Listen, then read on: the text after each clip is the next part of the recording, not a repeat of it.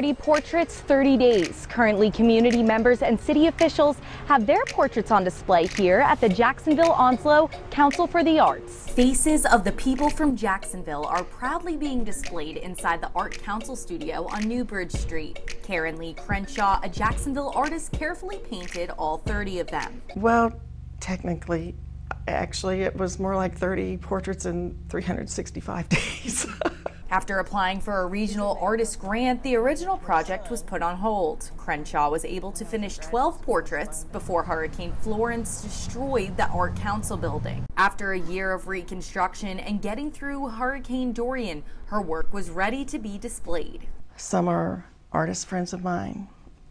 One is our pastor.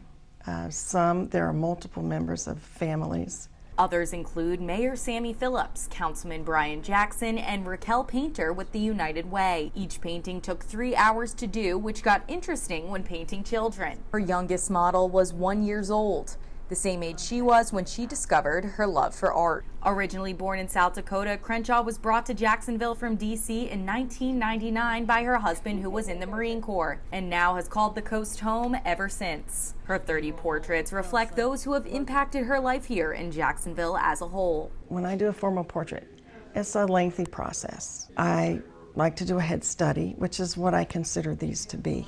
I'm studying eye color, complexion, hair color.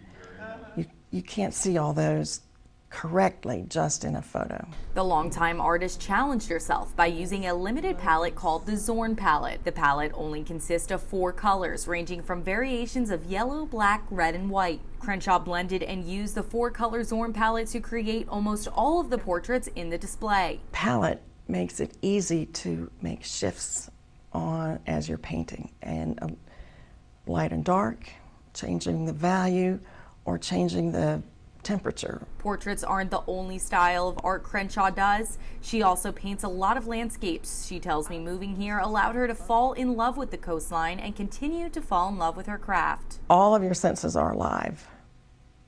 You feel the temperature, you hear the birds or the cars.